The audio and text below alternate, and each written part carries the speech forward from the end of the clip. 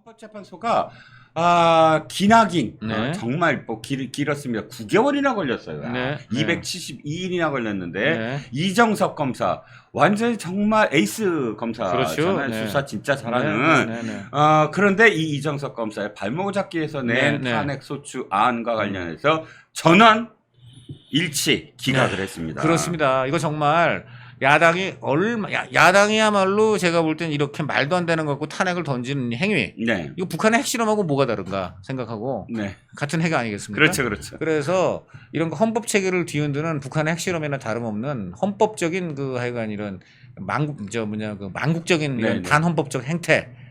헌법재판소가 딴 사람들도 아니고 문재인 전 대통령이라든가 네. 이런 김명수라든가 이런 사람들이 지금 임명을 한 네. 약간 친야 성향, 친민주당 성향 지금 재판관 무려 5명이 네. 아무런 이의 없이 네. 이거 민주당 입장을 기각을 해버린 거예요. 네네. 이거는 그러니까 사유가 네. 특정하지 않다. 특정될 수 없다. 아니 간단히 말해서 지금 예. 이재명 대표 본인이 우선 변호사 법조인이고 네네. 그 안에 지금 변호사들 법조인들 얼마나 많습니까? 그래서 그런 맞죠. 사람이 지금 이제 그런 사람들이 포진한 당이 세상에 지금 보세요. 뭐 리조트 이용 관련 부정척당 금지법을 위반했다느니, 뭐 골프장 예약 편의에서 문제가 있었다느니, 범죄 경력 조회를 무단으로 했다느니, 뭐 이런 걸 가지고 지금 걸었는데 헌재가 뭐라 그랬냐면요. 지금 이 탄핵 사유로 걸었다는 이 행위들 보니까 일시, 대상, 그리고 그 상대방 이런 거에 대해서 어떤 구체적인 양상이나 직무와의 관련성이 특정되지 않아 가지고 한마디로 형식적 적법성을 갖추지 못한 이런 소추 사유들에 대해서는 더 나아가 판단하지 아니한다. 이 말, 더 나아가 판단하지 아니한다는 거는 니들이 내기는 냈는데 우리가 보니까는 애초에 이 외양부터가 아예 그냥 틀려먹어갖고 우리가 아예 그 안에 들어가지도 않겠다는 거예요. 네네. 이게 얼마나 쪽팔리는 겁니까? 이거는요, 그렇죠. 한마디로 아주 나쁘게 얘기하면 뭐 초등학생 애가 화가 나서 헌재 아저씨 얘 나쁜 짓 했으니까는 얘 탄핵해 주세요 올리니까 헌재 재판관들이 아가 미안한데 네가 이렇게 쓴 내용 자체가 이게 탄핵서 자체의 요건에 좀 부합하지 않아서 미안한데 들여다볼 수가 없구나. 이거는 다를 게 없어요. 제가 그렇죠. 볼 때는. 그런데 쪽팔려 하지 않습니다. 왜냐하면 소기 목적을 달성을 했잖아요. 네. 이거 기각됐고 누구보다 잘하는 사람이 네. 이거 탄핵 소추한 사람들이에요. 그렇죠. 그런데 네. 목적 달성했죠. 272일간이나 네. 이 사람이 검사직을 할 수 없게끔 그렇죠. 묶어놨잖아요. 그리고 그 사이에 이 사람은 어떻게 되냐면 자기가 검찰이 직장인데 네. 검찰 청사 가보지도 못하고 네. 검사 동료들하고 이야기를 나눈 그 전산망에도 들어가지도 못하고 네. 완전히 그야말로 그 뒷방에 무슨 야인 노숙자처럼 돼가지고 그 사회생활을 못하게 되고요. 둘째 탄핵 소추가 뭐 승부는 뻔하지만 네네. 그래도 변호사 선임해야 됩니다. 그렇죠. 그 변호사 누구 돈으로 내야 돼요? 자기 돈으로 내야 돼요. 네. 그러니까 그리고 그동안 어쨌든 마음고생이 이루 말할 수 없고 272일 동안 심적으로 또 금전적으로 말라 죽는 거예요. 자, 그러면 이거는 저는 제도를 바꿔야 된다. 제도를 보완해야 된다. 네. 무고죄잖아요. 무고죄죠, 그리고 사실상. 국가적 손실이잖아요. 그리고 탄핵 남용이죠. 예, 탄핵 남용죄인데 어쨌든 그걸 쭉 들여다보면 이렇게 네. 기각이 됐을 경우 예. 탄핵 소추한 사람들한테 책임을 물어야 된다. 근데 그거는 이제 전반적으로 그렇다면 이제 어떤 경우에도 기각이 되면 다 그 사람들에게 책임을 물어야 되느냐. 네. 또 이런 문제가 있어서. 그렇죠. 그것은 어쨌든 우리 국민이 탄핵을 그렇게 그 헌재에 제소할 수 있는 전반적인 능력을 제한할 수 있는 그런 역효과를 갖고 오기 때문에 그렇게 할 수는 없습니다. 그렇게 할 수는 없는데 저는 이 말 오늘 딴 사람들도 아니고 민주당 쪽에서 이렇게 다 선임을 해준 헌법재판관들조차도 그 누구 하나 민주당을 편들지 않았다는 사실 또 그다음에 판결문 내용 자체가 너무나 민주당 입장에서 볼 때 그 사람들이 제정신이라면은 쪽팔려서 고개를 들고 다닐 수 없을 그 말. 형식적 적법성, 그러니까 내용의 적법성이 아니고 최소한 맞춤법이라든가 문장 형태는 갖췄어야 되는데 맞춤법과 문장 형태도 지금 이것이 갖춰지지 않았기 때문에 한마디로 그 내용은 따져보지도 않고 그냥 겉만 봐도 너네 거는 우리가 시간 들여서 판단을 가치를 느끼지 못해라고 해버린 거예요. 이거는 제가 볼 때는 아까 말씀드렸습니다. 정당은 고사하고 일반인에도 그 일반인이 쪽팔려가지고 고개를 못 들 사안이에요. 저는 이거에서 더 이상은 이제 민주당이 할 수 없다고 보는데 이분들의 목적이 아까 말한 대로 최소한 정당으로서의 어떤 양심이나 상식이 아니라 지금 그 대표를 그냥 무조건 보위하고 그다음에 무조건 검찰을 되든 안 되든 막 던져가지고 그냥 괴롭히는 것 자체에서 거의 감정적 배설 그 쾌감을 누리는 거에 급급하는 사람들이라면 계속 갈 거라고 봅니다. 그렇지 않으면 모르겠고요. 아이고 강백신 어디까지나 저도 가정입니다. 네. 등등 또 4명이 또 남아 있어서 네. 이런 검사들 발목 잡기가 언제까지 이어지는지 또 답답합니다. 그런데 네. 또 한 사람 있죠. 조희연. 네. 야, 이 재판도 어마어마하게 정말 이것도 뭐 어마무시하죠. 이유 말할 수가 없습니다. 진짜. 네. 침대 재판. 침대 재판. 침대 네. 재판인데 네. 자, 결국은 뭐 1, 2심 마찬가지로 네. 너무 명백한 거라 뭐 그럼요. 뻔하죠. 네. 네, 그럼요. 그러니까 조희연이 지금 교육감직을 상실했습니다. 대법 네. 네. 유죄를 때렸고요. 이건 네. 해직 교사를 부당하게 네. 특채를 해라라고 지시를 내린 거예요. 그렇죠, 그렇죠. 그런데 아시다시피 그 어떠한 기관도 교육기관이잖아요. 네. 국가기관인데 공채를 하지 아니하고 네. 사적인 이유로 해서 채용할 수가 없죠. 그렇죠. 불가능하죠. 네, 그때, 그런데 그러니까 지금 그 채용을 책임져야 되는 부교육감 등등은 네, 네. 이거 안 됩니다. 그 밑에 그 부하 간부들이 네네. 직권남용으로 나중에 수사받으십니다. 네. 그리고 내가 이거를 담당 실무자인데 나도 어쨌든 책임이 그럼요. 지어진다. 네. 이거 안 된다라고 했는데도 불구하고 비서실장을 통해서 네. 강압적으로 밀어붙였잖아요. 그렇습니다. 그리고 그렇게 되니까 일단 어쨌든 고발 당했고 네. 지금 대법에서 확정이 됐습니다. 네. 그런데 정말 화가 나는 건 이거예요. 음. 오늘 울면서 눈물을 흘리면서 이렇게 얘기하더군요. 살면서 여러 가지 고난에 또 직면하지만 정의로운 가치에 이렇게 뛰어든 것은 뭐랄까 자기가 뭐 받아야 될 숙명이다. 아니 지금 그러니까 해고된 그런 그 교사들을 자기의 교육감 그 기기 안에 부당하게 불법적으로 강압적으로 지금 채용을 해놓고서 그게 정의로운 가치라고 표현을 하는 네. 이 정말 후한무치를 어떻게 해야 되나요? 저는 그런 후한무치를 가능하게 한 게 바로 우리 사법부, 특히 김명수 사법부였다고 봅니다. 지금 네. 아까 말 침대 재판으로 무한정 늘려줬죠. 네. 그리고 이분이 아시다시피 어떻게 됐습니까? 그 1심에서 그 징역 1년 6개월, 네, 징역 1년 6개월. 집행유예 2년을 받았는데 네. 이분이 그냥 그러고서 22년 그 교육감소 선거에 3선으로 나왔단 말이에요. 네. 1심에서 유죄를 받은 사람이 그렇죠. 뭐 3심까지는 무죄 추정을 한다라는 원칙을 이제 이용하여 나왔는데 거기서부터가 잘못된 거죠. 그렇죠. 어떻게 1심에서 지금 그렇게 실형을 선고받은 사람이 뻔뻔하게 그런 나온 것도 문제고 아니, 그런 거 조국도 나오도록 있는데요, 뭐. 집행이 그러니까 이분이 근데 조국과 굉장히 비슷해요. 우선 성이 같고요. 그다음에 아니 제가 왜 이게 비슷하다고 하냐면 이게 굉장히 중요한 건데요. 예. 이분이 1심 1심을 유죄를 받고 그다음에 2022년 6월에 네. 어떻게 보면 좀 뻔뻔한 거죠. 그래서 이제 나와서 당선이 됐는데 당선이 된 것도 또 웃기는 게 네. 사실 그때는 윤석열 대통령이 막 당선이 된 때라서 네.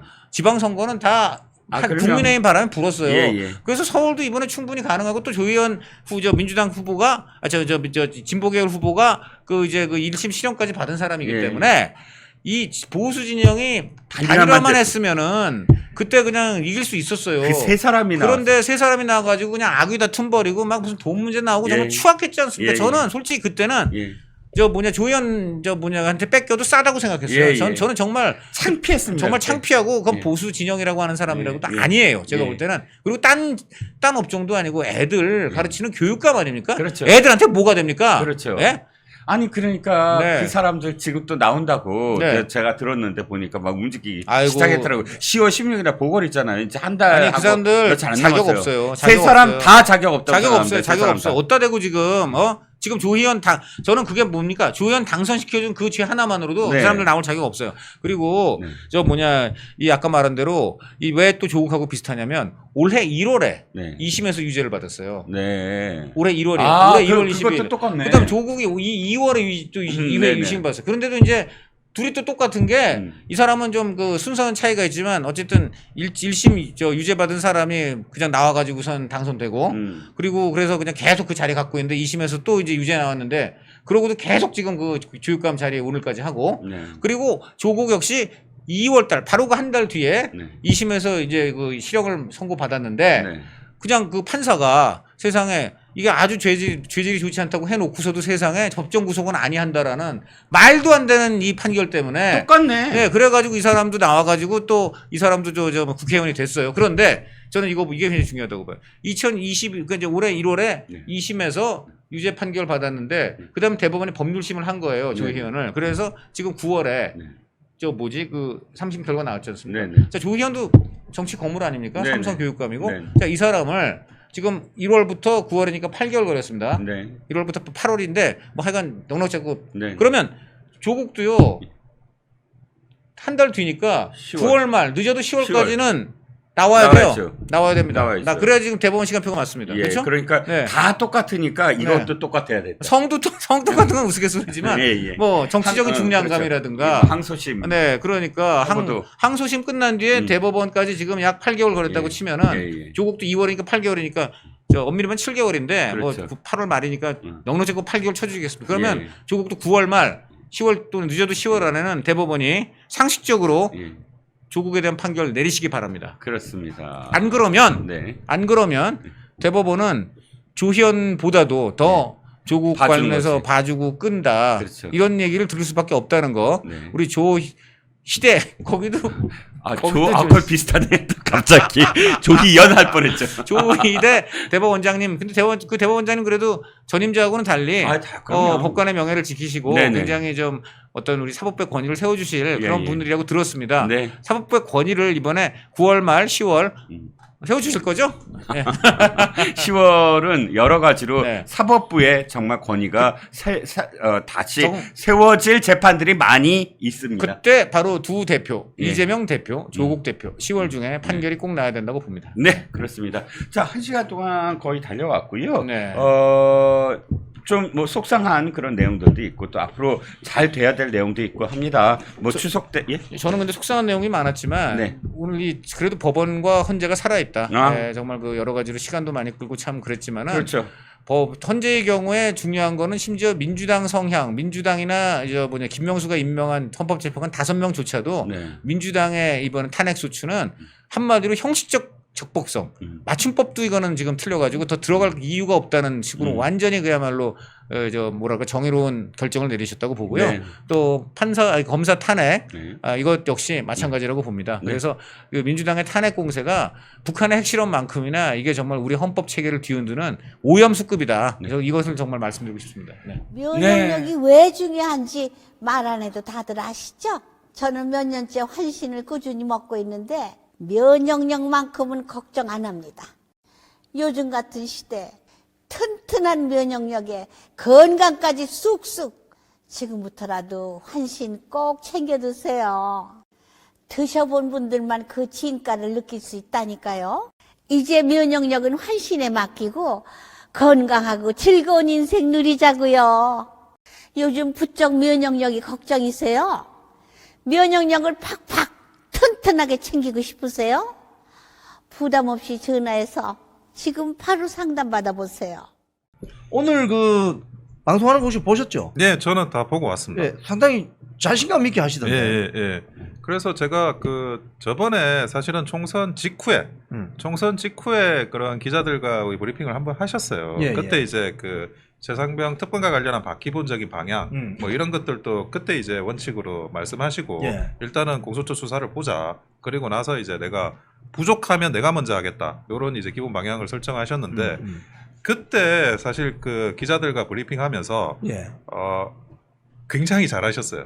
근데 사람들이 비판을 굉장히 많이 했거든요. 언론에서는 뭐 방향이 어쩌네 저쩌네 하면서 비판을 많이 했는데 그때는 총선에서 폭망해가지고 사실은 무슨 말을 하더라도 비판받는 타이밍이었어요. 똑바로 한 게 뭐냐라는 식으로. 그런데 제가 기자들 질문 받는 거 기자시지만 쉽지 않잖아요. 쉽지 않죠. 예. 왜냐하면 그 기자가 그 질문 하나 하려고 하루 종일 고민하거든요. 그러니까 엣지 있는 질문을 하려고 본인도 준비하는 것처럼 기자들도 그거를 답변하는 건 훨씬 힘듭니다. 훨씬 힘들죠. 옛날에 문재인 정부에서 문재인 대통령이 문재인이 기자 브리핑할 때 프롬프트 세워놓고 진행했다 그래가지고 문제가 좀 그때도 논란이 되고 그랬는데 그 정도로 기자 브리핑이라는 게 굉장히 어려운 그런 작업일 수밖에 맞습니다. 없는데 지금 오늘 브리핑 하시는 거 보니까 쉽게 말해서 학력고사 세대 이후에 처음으로 나온 대통령 아닙니까? 그렇죠, 맞습니다. 앞에 대통령들은 다 학력고사 앞입니다. 그러니까 그 학력고사 세대라 하면 뭐 성문 종합 영어, 수학의 정석 정석. 뭐 이런 거 가지고 예. 맨투맨 이런 거로 공부하신 분이기 때문에 우리 윤석열 대통령이 전에 미국 가서 뭐 이 팝송 하나 하시는 것도 사실 성문 종합 영어 공부 열심히 했을 거예요. 근데 지금 오늘 그 브리핑 하시는 거 보니까 되게 자신감 있게 하시는 걸 보고 저 상당히 앞으로 아마도 브리핑이나 저런 걸 좀 이렇게 힘들어 하시는 대권 후보들은 정말 앞으로 힘든 시절이 오겠다. 아니, 그래서 제가 저번 브리핑을 할 때 잘하시더라고요. 예. 저번 브리핑 할 때 잘하셔가지고 이거를 그냥 분기 한번 하는 게 좋겠다. 저는 그 생각을 사실 했거든요. 사실 그 윤석열 대통령이 기자들 앞에 서는 걸 굉장히 즐겼습니다. 예. 그런데 그 MBC 그 저 삼선 슬리퍼 기자가 대통령 그 출근길에 뒤통수에 대놓고 그 고래고래 고함 치는 바람에 끊어버려 버린 거예요. 말도 안 되는 짓이죠. 예. 그게 전 세계 공영방송 기자들이 보면 그거 진짜 포벅절도할 일입니다. 자, 그런데 오늘 그 대통령 말씀하신 것 중에 제가 쭉 주제별로 뽑아봤는데요. 예, 예. 첫 번째가 기자들이 반국가 세력이 뭐예요? 이렇게 물었단 말이에요. 지금 예. 그 어제입니까 그제입니까 그 뭐 김문수 인사청문회 뭐 또 국방위원회 국방위원회 또 회의에서도 신원식 국방장관에게도 반국가 세력이 누구예요? 뭐 이런 식으로 묻더라고요. 아니 그걸 진짜 몰라서 묻나? 지금 대통령께서 딱 정리를 했어요. 반국가 세력은 간첩이나 국가기밀 유출 등 북한 정권 추종자를 지칭한다. 이 깔끔하지 않습니까? 아니, 그렇죠. 아니 실제로도 최근에 이제 그 중국에 네. 그런 블랙 요원들의 명단이 유출된 그런 사건까지 최근에 있지 않았습니까? 그리고 그 러시아 우크라이나 전쟁도 대통령께서 예를 들으셨는데 하이브리드 워 이게 뭐냐면 일단 정보전, 심리전 이런 거부터 가짜 뉴스부터 먼저 시작을 한다. 그리고 거기에 동조하는 세력들이 있는 거예요. 그런데 과거에 그 6.25 때도 대통령께서 뭐 지적하셨지만 남한 내부에서 북한의 그 내부에서 동조했던 사람들 때문에 굉장히 그 힘들었던 그런 6.25 전쟁이 그 시절이 있었고 지금도 그게 마찬가지다. 전쟁은 항상 그런 식으로 될 수밖에 없고 가짜 뉴스를 필두로 해서 하이브리드화가 될 수밖에 없다는 그 부분을 명확하게 지적을 하시고 거기에 동조하는 세력이 분명히 있는데 그 사람들을 그러면 반국가 세력 말고 뭐 뭘로 지칭하겠습니까? 그래서 정확하게 정의를 내려주셨다 이번에 그렇게 저는 보고 있는 겁니다. 지금 어제입니까 그 국방위 상임위원회 거기서 뭐 양문석 의원이 신원식 국방장한테 막 대놓고 고래고래 소리를 지르더라고요. 왜 갑자기 이 반국가 세력이 나타났냐고. 반국가 세력은 오래전부터 있었거든요. 근데 지금 오늘 윤석열 대통령께서 반국가 세력을 지칭하는 그 멘트 할 때 제가 표정을 보니까 뭔가 많이 알고 계시는 것처럼 야, 너희들 어디서 뭐 하는지 다 알고 있어 이런 표정 있잖아요. 아마 반국가 세력 입장에서는 아마 가슴이 콩닥콩닥 거리지 않았을까. 그래서 이 반국가 세력을 지칭한 것은 사실은 지금 우리 원 변호사님 말씀하셨지만은 이게 그 80년대 운동권 출신들이 뭐 반국가 세력 이러면 저 색깔론이다. 뭐 우리를 탄압하기 위해서 그런 것이다. 이렇게 생각하는데 그 정말 그 30년 전에 그 구닥다리 방식입니다. 지금은 국가 간에도 우방 간에도 정보 수집하다가 걸리고 하잖아요. 맞습니다. 예? 예. 그렇기 때문에 지금 그래서 간첩죄를 더 범위를 늘려야 된다 이런 이야기가 나오는 것이거든요. 그래서 그런 측면에서 윤석열 대통령께서 오늘 이 개념 규정을 확실하게 잘 해주신 것 같아요. 예, 예. 지금 그리고 그 이야기도 했어요. 김영석 독립기념관장. 예. 뭐 관련해서 질문이 나왔는데 이렇게 이야기하셨어요. 저도 개인적으로 전혀 모르는 분입니다. 그리고 예. 김영석 그 독립기념관장 후보가 일본으로 제청이 되어서 그냥 임명한 거다. 그러니까 이 인터뷰 심사 점수가 제일 좋았던 것 같네요. 네, 맞습니다. 이분이 이제 그 우리나라 그 역사학자로서는 그래도 꽤 이제 그 독립운동에 대해서 그 지식이 많고 그거를 이제 그 아주 그 국민들 전체로 국가 전체로 홍보하려고 하는 그런 생각을 많이 갖고 계시는 분이세요. 그리고 뭐 일단은 객관적으로 인사 그 과정에서 이제 뭐 높은 점수를 받은 사람을 일본으로 그 제청하지 않는 것도 웃긴 거고. 그렇죠. 그러니까 단순한 업무 처리를 하고 있는데 그렇죠. 그게 뭐 광복회 회장이 그게 뭐 어떤 다른 본인의 그런 뉴라이트라든지 아니면 뭐 다른 분이 안 됐다는 거 거기에 대해서 이제 불만을 품고 이렇게 그 인사를 흔들려고 하는 거 그게 오히려 더 말이 안 되는 거죠. 지금 이 심사 점수 관련 이 언론 보도를 보면은 이종찬 광복 회장이 2명 정도를 밀었는데 한 사람은 뭐 김구 선생의 손자, 뭐 정손자가 예. 그렇고 한 사람은 무슨 교수인데 그 사람들이 그때 인터뷰 점수가 안 좋았다는 거예요. 그래서 그 사실이 어떻게 해서 언론에 이게 폭로가 됐냐 하면은 심사위원장을 했던 분이 독립기념관 현재 이사입니다. 근데 광복 회장이 그 심사위원장을 좀 하라고 해서 했다는 거예요. 언론에 나와서 하는 말이. 예, 예. 그래서 두 사람을 밀었고 그 두 사람에 대해서 심사위원들이 물었다는 거예요. 광복회가 재정이 좀 어려운데 앞으로 뭐 이걸 좀 타개할 방법이 있느냐 이랬더니 두 분이 다 거의 생각해 본 적이 없는데요. 인터뷰를 하면 생각해보고 오셔야죠. 예. 근데 김영석 교수 같은 경우는 그 5배수 때였던가 이종찬 광복회장이 인터뷰 점수를 제일 낮게 줬습니다. 52점. 예, 예. 그런데 그때 82점 제일 높게 준 사람이 있어요. 그 뭐 A 교수인데 그 A 교수를 또 나중에 이종찬 광복회장이 전 뉴라이트다 이렇게 또 비판했다는 거 아닙니까? 그러니까 김영석 교수가 뉴라이트라서 비판하는 게 아니고 자기들이 민 후보가 아니었기 때문에 그 때문에 반대한 거 아니에요? 그래서 대통령은 1번으로 심사 점수에서 1번으로 올라오니까 재청이 와서 임명을 했다. 이 발언하신 거 아닙니까? 그리고 뉴라이트가 도대체 뭔지 지금도 저는 잘 모르겠어요. 저도 보수당에 이렇게 10년 가까이 있으면서 10년 넘게 있으면서 뉴라이트를 도대체 어떻게 정의를 내리는지 그거에 대해서 대통령께서도 그런 말씀을 하셨는데 정의가 다 다르다. 뭐 어떤 방향을 사실은 이야기하는 거냐. 이거 영미 국가에서는 신자유주의라는 건 있습니다. 예, 예. 신자유주의. 뭐 신자유주의라는 건 있는데 뭐 네오 리버럴리즘이라고 신자유주의라는 건 있는데 뉴라이트라는 거는 개념 규정을 한 게 없어요 그동안. 그러니까 이게 일종의 권위주의 정권 시절에 소위 말해서 빨땡땡이라고 예, 예. 이 좌표 찍고 했던 그런 거를 이 사람들이 그대로 되풀이하는 겁니다. 뉴라이트다, 뭐 극우다. 또 지금 오늘 뭐 조금 이따 이야기하겠지만 이재명 당대표 예. 같은 경우는 신친일파. 와, 또 이 친일파는 알겠는데 신친일파가 새로 등장했어요. 근데 그 말 만드는 거는 이제 민주당이 참 잘하는데요. 잘해요. 단어 만들고. 근데 뉴라이트 뭐 심지어 이번에 부총장은 자기가 뉴라이트인데 김영석이 뉴라이트인지는 자기도 모르겠다고 이야기할 정도로 왜 이분이 뉴라이트냐. 자기가 그래도 남들이 뉴라이트라고 하는 사람 중에 한 명인데. 그러니까 뉴라이트 낙인 찍는 거예요. 낙인 찍는 거예요. 진짜 뉴라이트가 뭔지도 모르겠지만 뉴라이트인지 아닌지 실제로 의미가 없어. 그냥 낙인을 찍어버리는 낙인 찍는 거야. 거지. 예, 낙인 예. 찍어서 대중들과 분리시키고 예. 고립시키는 전략이죠. 음해하고 마타도 음해하고. 하고 거기에 대한 수단으로 쓰이고 있는 단어라고 저는 보여집니다. 그래서 거기 뉴라이트고 뭐 신친일파고 뭐 하면 위축될 필요가 없습니다. 떳떳하게 자신의 소신을 이번에 김문수 장관 후보자 보세요. 떳떳하게 밝히는 게 좋아요. 자, 잘하시잖아요. 잘하고 김문수 있습니다. 장관. 네. 예. 지금 대통령께서 또 이런 이야기를 하셨네요. 최상병 특검 청문회에서 외압 실체 없는 게 자연스럽게 드러났다. 수사 잘 되고 있다. 뭐 이런 이야기 하셨는데 이거는 또 어떻게 보십니까?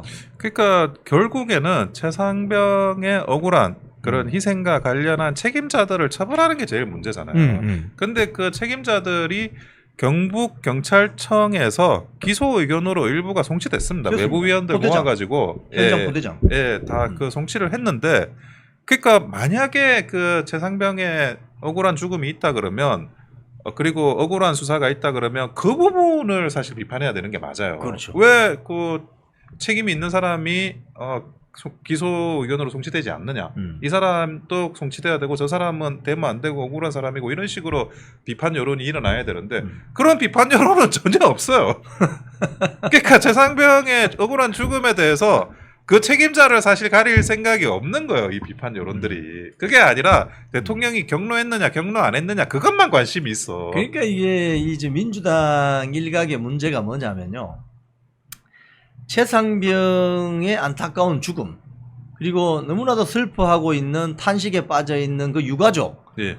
이분들을 빨리 위로하고 상처를 치유할 수 있는 방법은 뭐냐 하면 이 최상병이 왜 이런 안타까운 죽음을 맞이했느냐, 과실치사 의혹을 밝혀야 되잖아요. 빨리. 그렇죠. 네? 그래서 경북지방경찰청이 수사 브리핑을 했습니다. 벌써.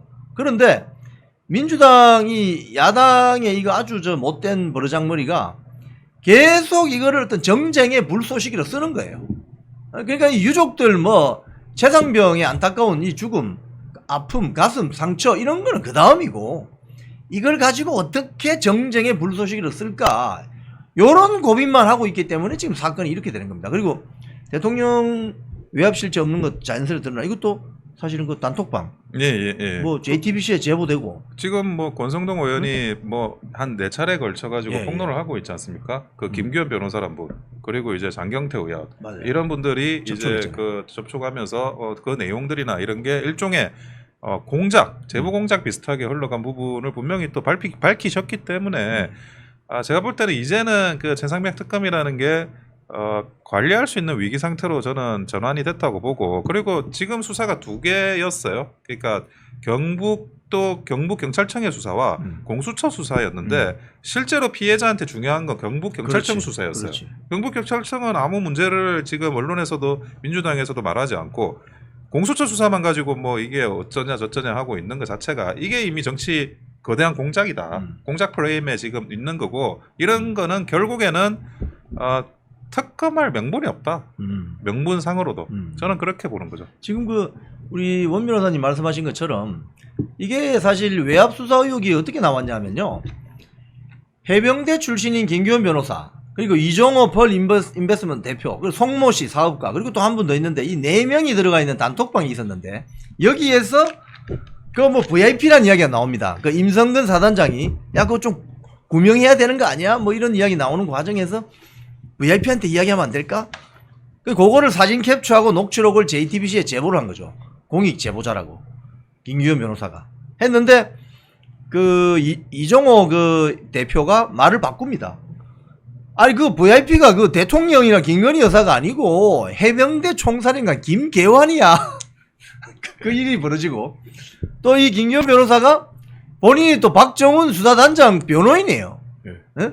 근데 또 저 누구죠? 저 민주당 국회의원 장경태 최고위원 요 21대 때 최고위원 찾아가서 또 이렇게 협의를 하고 이런 것들이 다 이제 드러나 버린 거죠. 그래서 지금 김기현 변호사가 고발을 2건 당했는가 그렇습니다.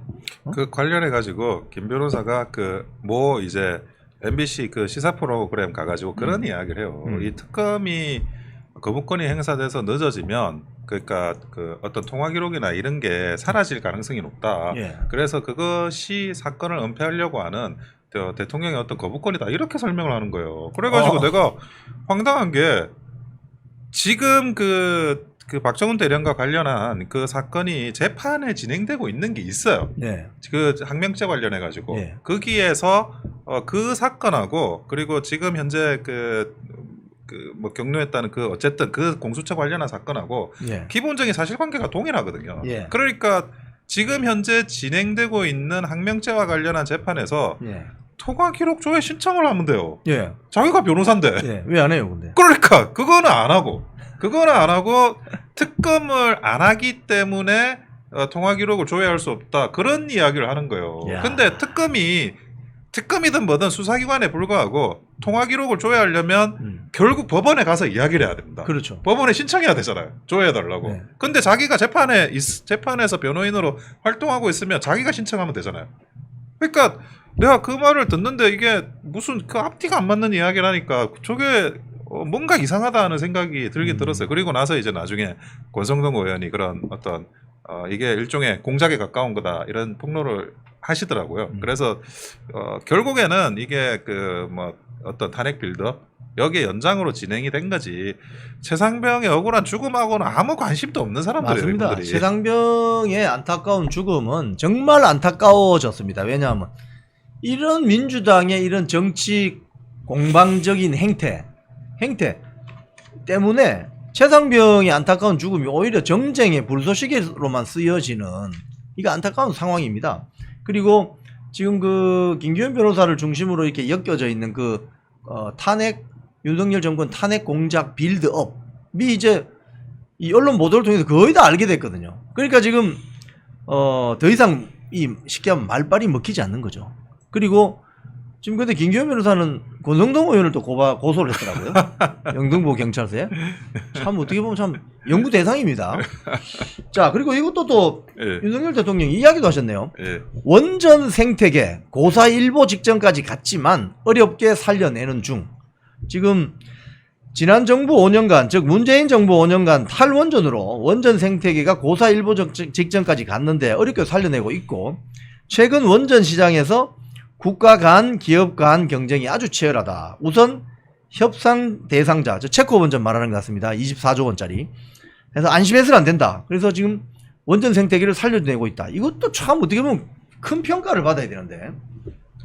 근데 지금 현재 그 체코 관련한 원전 수준은 정말 대단한 쾌거입니다. 그렇죠. 특히나 이 체코가 유럽 국가잖아요. 예. 유럽 국가인데 유럽에서는 이제 뭐 프랑스도 그렇고 원전 강국들이 있거든요. 예, 예. 그러니까 심적으로 같은 유럽의 업체를 쓸 그런 동인이 좀 있는 데다가 뭐 여러 가지 지정학이나 뭐 그 원자력 발전소는 굉장히 외교 안보하고도 아주 밀접한 그럼요. 그런 상황이기 때문에 그럼요. 프랑스 쪽을 쓸 그런 동인도 꽤 있었습니다. 그런데 이제 대한민국의 그런 원전 기술을 채택한다는 것 자체가 대단한 쾌거고, 그리고 예. 물론 이 과정에서 이제 미국의 그 원전 업체 웨스팅하우스인가요? 예, 예. 거기서 이제 뭐 그 특허나 이런 이야기가 있다고는 하는데 예. 제가 볼 때는 뭐 미국과 그 한국의 그 원자력과 관련한 그런 여러 가지 그 협력을 하고 있는 과정에서 일어나는 순간적인 일시적인 진통이라고 생각이 들고, 체코가 가지고 있는 결국 어떤 니즈를 맞추기 위해서 한미가 협조를 하게 될 것 같습니다.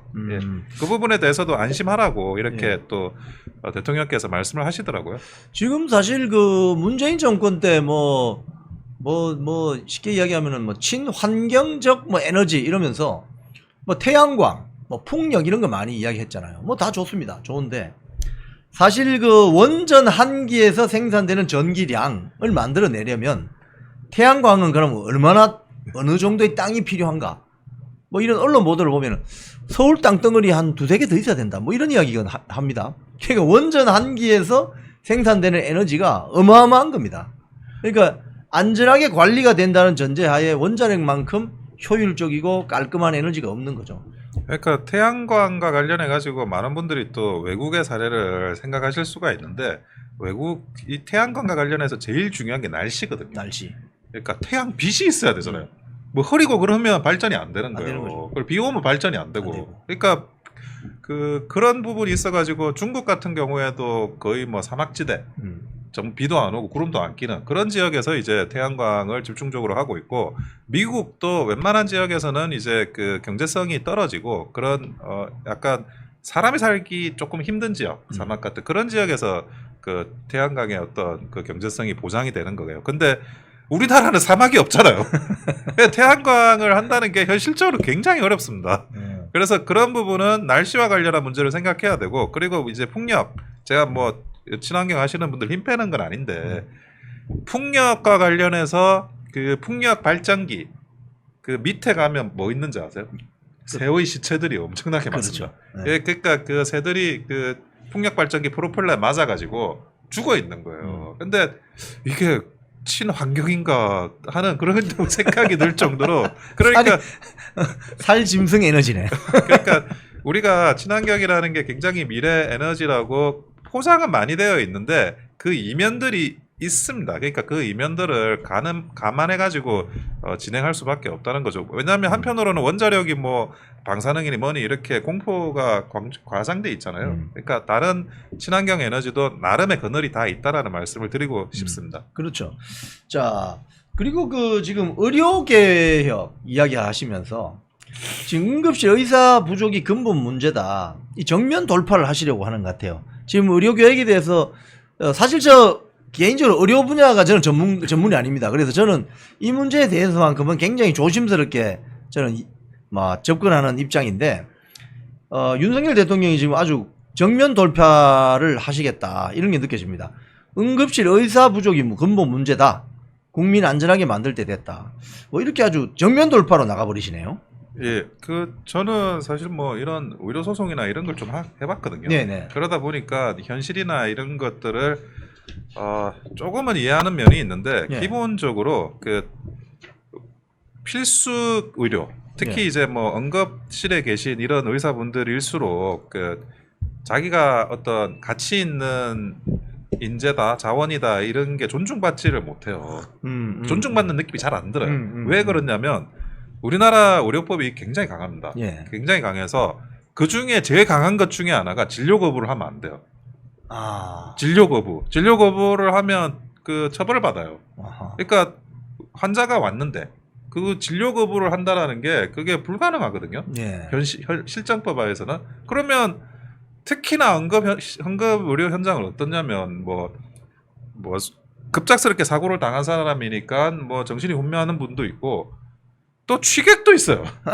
술 먹고 뭐 넘어져가지고 진상이라고. 그러니까 난리도 아니에요 여기가. 욕하고 막 뭐 행패 부리고 물론 이제 그런 그 의료진에 대한 그런 어떤 진상에 대해서 이렇게 처벌하는 법률이 있습니다. 있는데 그거는 나중 문제고 일단 당장 그 사람을 또 진료를 안 하면 안 되는 거예요.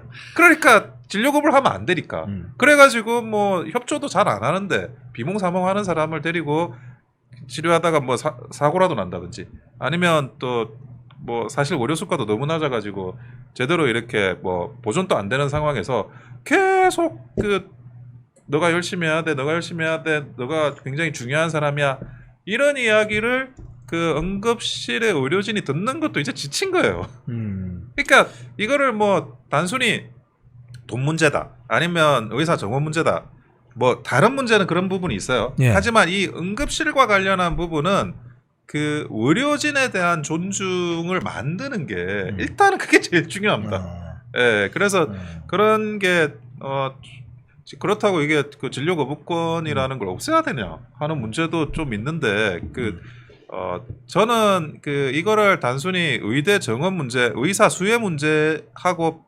유사하지만 조금 다른 영역이 있다라는 거 꼭 말씀을 드리고 싶어요. 예. 오케이. 네.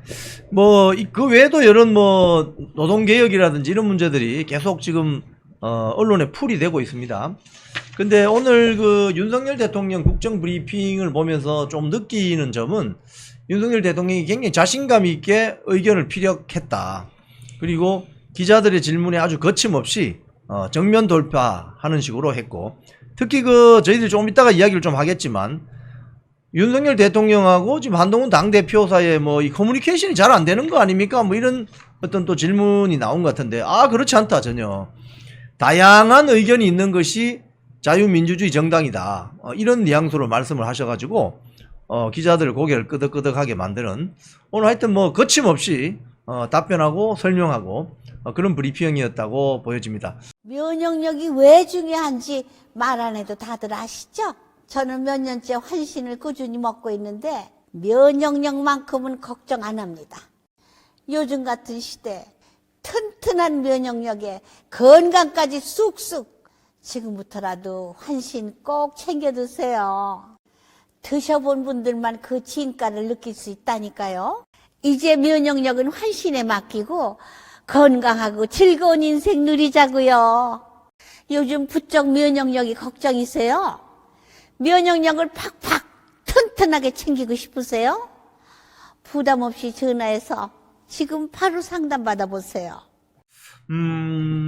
최근에 가장 큰 이슈, 국내 이슈가 이른바 의정 갈등, 그리고 또 윤석열 대통령과 한동훈 대표 간의 어떤 약간의 불협화음, 이 부분, 그리고 또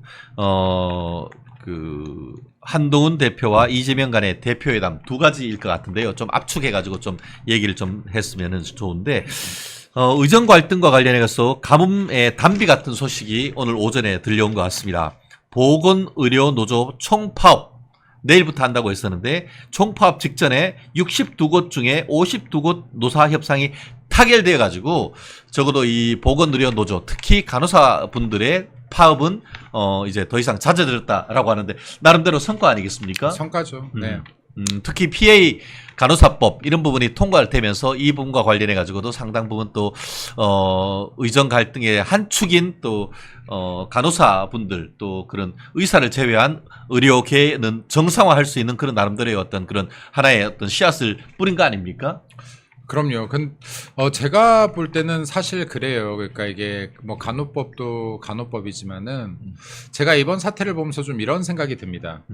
대한민국 정치가 너무 제자리 걸음을 해왔다. 네, 그리고 제자리 걸음을 해왔고 윤석열 대통령이 지금 이런 대한민국에서 잘못된 병폐들을 바로잡기 위해서 개혁을 하려고 정말 무던히 노력하는데 정말 힘든 일이구나.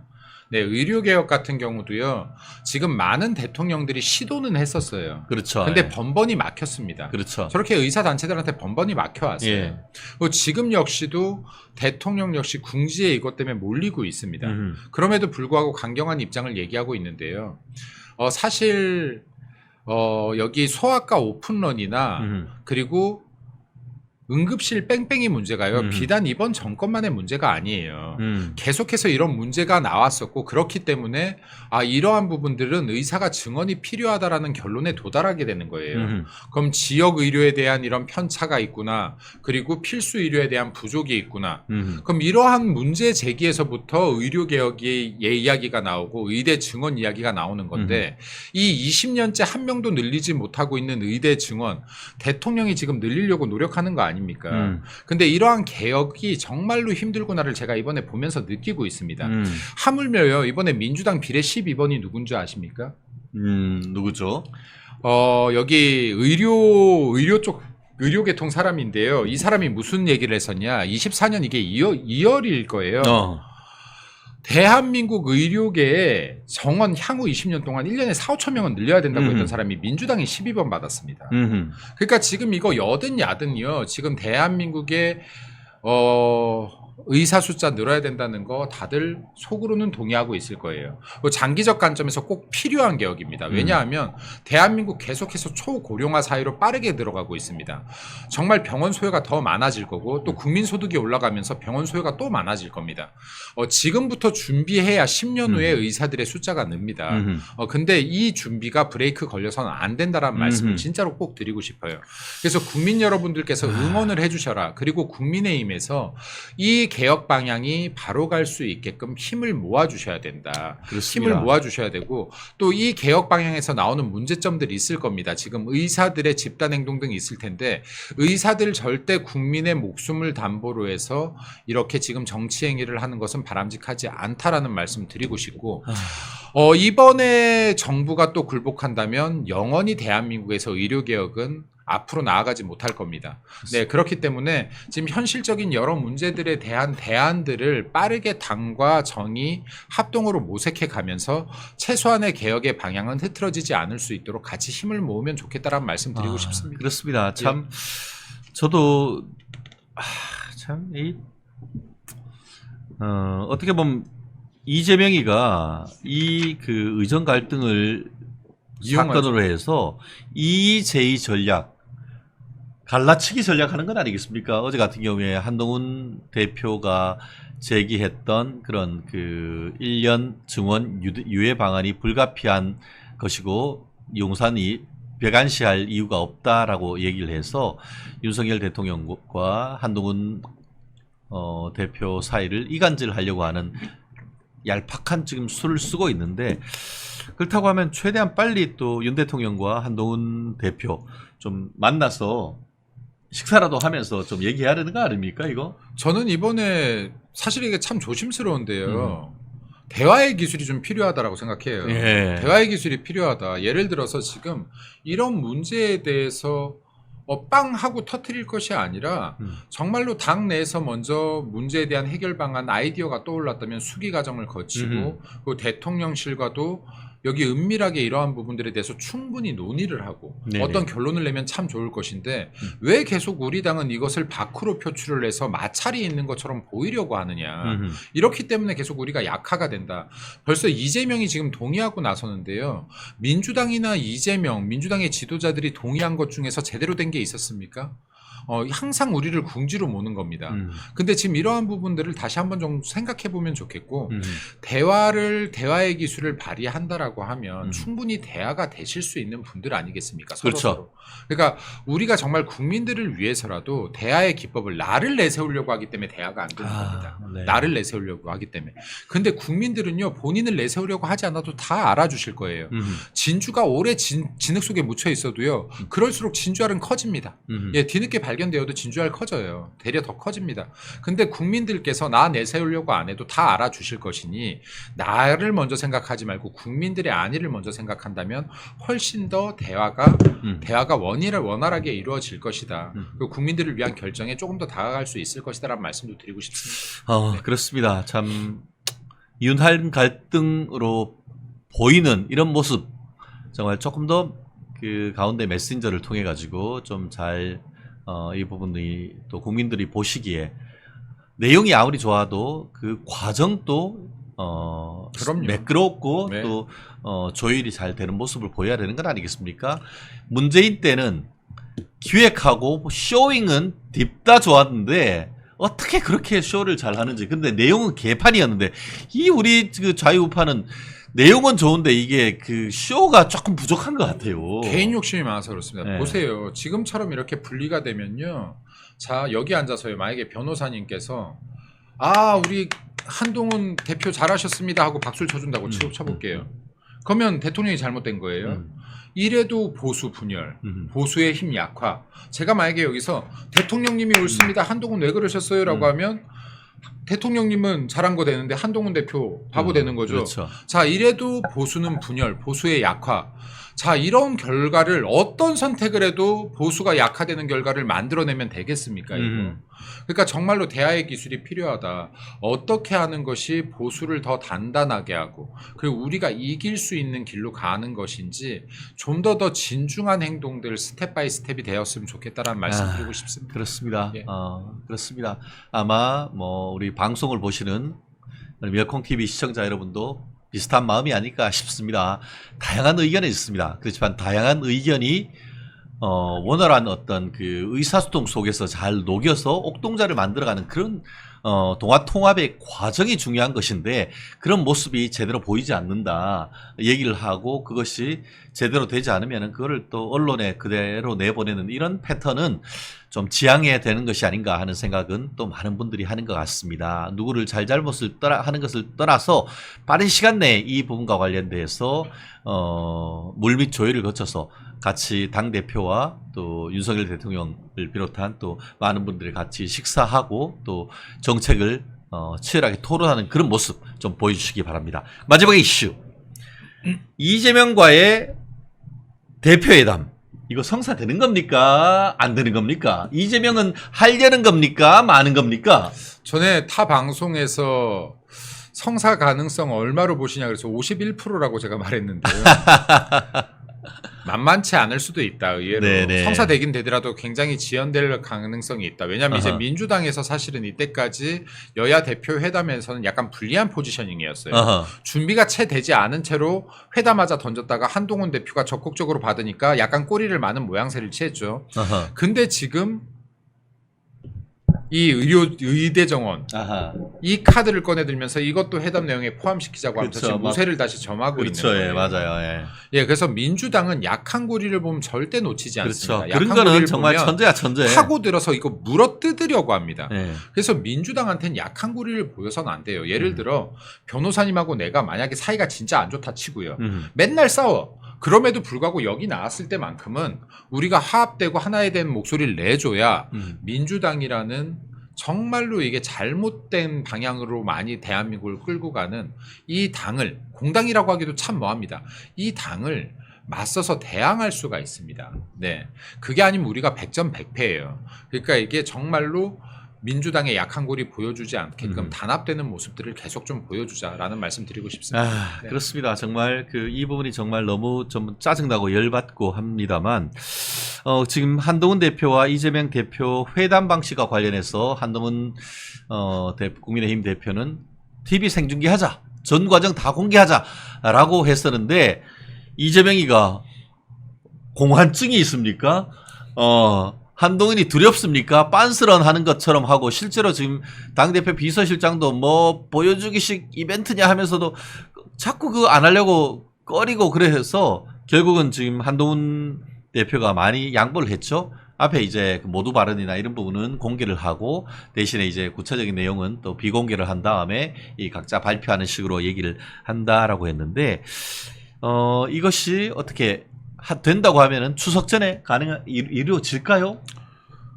저는 개인적으로는 쉽지 않을 것 같다라고 생각합니다. 왜냐하면 지금 의대 정원 문제를 들고 나왔기 때문에 민주당에서 의대 정원 문제를 계속해서 협상 테이블에 올리자고 하면 그럼 이게 사실 한동훈 대표 입장에서 굉장히 난처한 상황이 되는 그렇죠. 겁니다. 예를 들어서 지금 이재명 당대표가 이미 한동훈 대표의 말에 동의해줘 버렸거든요. 네네. 그럼 이게 마치 모양새가 여야 합세해서 정을 공격하는 형태가 돼버릴 수 있어요. 맞아요. 네, 그렇기 때문에 지금 한동훈 대표는 이거는 지금 여야 회담 대표 자리에 적절치 않다라고 지금 이제 우리 당 쪽에서 얘기를 하고 있는 것인데 민주당이 지금 이 약한 고리를 잡았어요. 끝까지 지금 이거 테이블에 올리려고 할 겁니다. 만약에 이걸 협상 테이블에 올리려고 하면 결국에는 또 우리가 뒤로 한 걸음 후퇴하는 모양새를 볼 수밖에 없어요. 네. 그래서 이게 지금 우리가 유리하게 끌고 가고 있던 여야 대표 회담에 지금 어찌됐든 간에 공격거리가 돼버렸다. 빌미가 돼버렸죠. 빌미가 돼버렸다. 네. 이런 차원에서 본다라고 하면 이게 추석 전에 여야 대표 회담이 이루어지기 쉽지 않을 수도 있다라고 생각되어집니다. 그리고 사실 민주당도 난처한 부분이 아직 남았어요. 많아요. 예. 금투세라든지 종부세라든지 지금 여러 지금 민생 현안들에 대해서 본인들이 껄끄러운 주제가 많았는데 맞불을 놓음으로 인해서 지금 이 자리들을 상호 회피하는 전략을 지금 쓰고 있다라고 봐야지 맞겠죠. 네. 그렇습니다. 네네. 그렇습니다. 우리 이수환님 3번 생각하고 한 번 말하는 3, 4 일언을 지금 조언을 주셨습니다. 특히 지금 그 용산과 또 여의도 국민의힘 사이에 한랭 기류가 좀 흐른다는 것은 부인하기 어려운 상황인 것 같습니다. 근데 지금 뭐 우리 일본에 태풍 산산이 올라온다라고 하는데 뭐 태풍으로 인한 피해도 있습니다만 어떤 태풍이 지나가고 나면은 그런 뭐 정체된 이런 그 기단이 또 쫙 한번 풀리고 바다가 뒤엎어지면서 새로운 어떤 생태계가 형성되긴 또 하지 않습니까? 국민들의 목소리, 국민들이 두려운 건 아니겠습니까? 사실 최근 뉴스토마토의 여론조사 결과를 보면은 민주당의 지지세가 만만치 않고 국민의힘 어떤 지지율이 조금 내리막을 걷는 것 같고 더불어서 윤석열 대통령의 지지율도 상당 부분 또 정체되어 있는 모습을 보이고 있는 것 같습니다.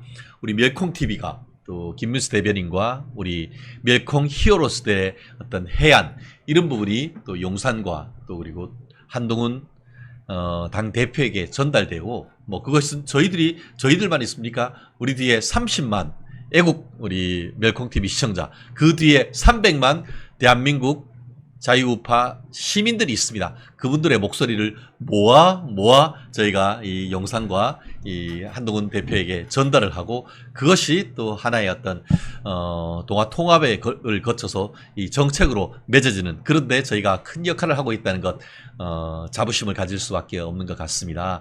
우리 댓글 남겨주시고 가입해 주시고 하시는 분들 너무너무 감사하고요. 벌써 10시 7분을 지나고 있어서 우리 김윤수 대변인 또 이후 뭐 후속 또 일과도 있을 텐데 마지막으로 간단하게 우리 멸콩TV 시청자 여러분께 말씀 하나 전달해 주시죠. 네, 뭐 여야 할 거 없이 정치 특히 지도자분들이 겸양지덕을 자세로 좀 이렇게 정치를 하면 좋겠습니다. 나를 내세우려고 하기보다는 좀 이렇게 많은 이야기를 듣고 진짜로 국민들을 위하는 길이 무엇인지에 좀 행동을 옮기면 자연스럽게 본인들이 더 빛날 것이다라는 말씀 좀 드리고 싶고요.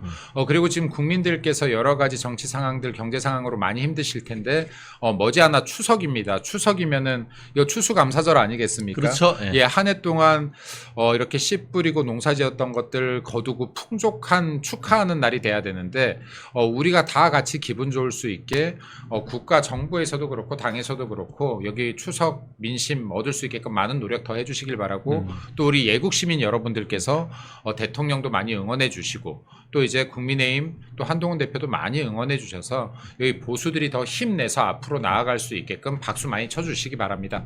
저희들도 미력 하나마 열심히 뛰겠습니다. 즐거운 하루 되시고 건강한 하루 되십시오. 고맙습니다.